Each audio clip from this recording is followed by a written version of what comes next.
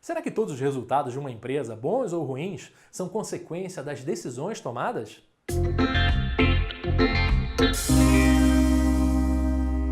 Olá, eu sou Rodolfo Araújo e aqui no meu canal você vê dicas para ajudar a tomar decisões melhores.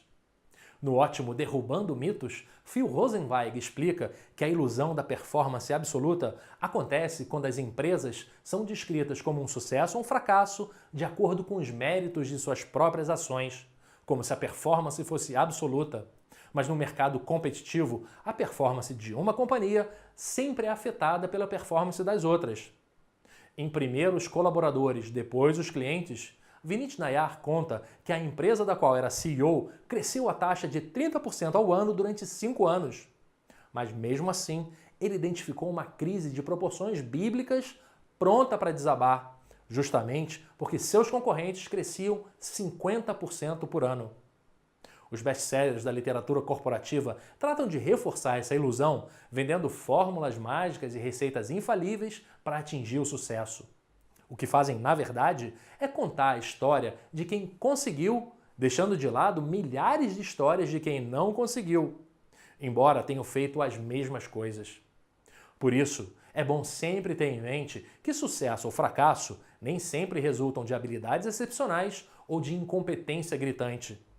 Charles Sparrow cunhou o termo teoria dos acidentes normais para explicar que em sistemas complexos, algumas coisas inevitavelmente dão errado. Da mesma maneira, em sistemas complexos, algumas coisas inevitavelmente também dão certo. Infelizmente, nós, humanos, somos vítimas de uma assimetria de percepção quanto a eventos aleatórios.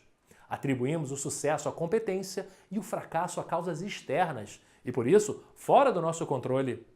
Desse jeito, a gente avalia o desempenho dos funcionários pelos seus resultados em vez de considerar a forma como tomam decisões.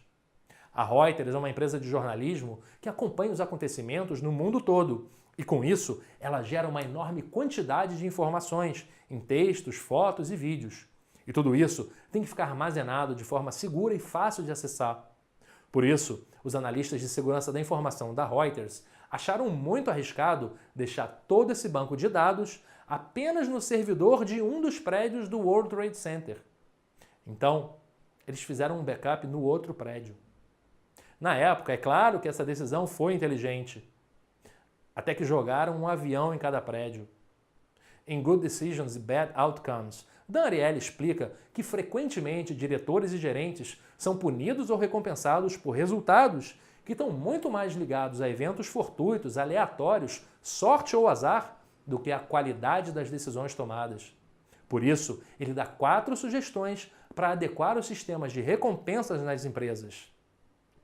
Mudar o mindset, entender que em ambientes muito complexos, atrelar recompensas somente a resultados pode ser injusto.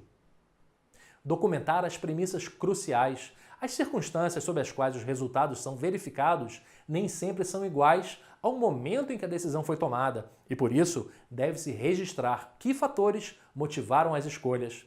Afinal, a melhor decisão em uma época pode ser a pior em outra. Criar um padrão para otimizar a tomada de decisão. Um bom processo decisório estabelece bases nas quais os gestores se sentem seguros e confiantes para buscar seus objetivos. E recompensar boas decisões no momento em que são tomadas. Isso reforça o primeiro item na medida em que quebra o link entre resultado e recompensa. Bem, eu espero que você tenha ficado satisfeito com a decisão de assistir esse vídeo e que ele tenha valido a pena. Aqui do lado, você pode ver outros vídeos parecidos sobre esse mesmo tema.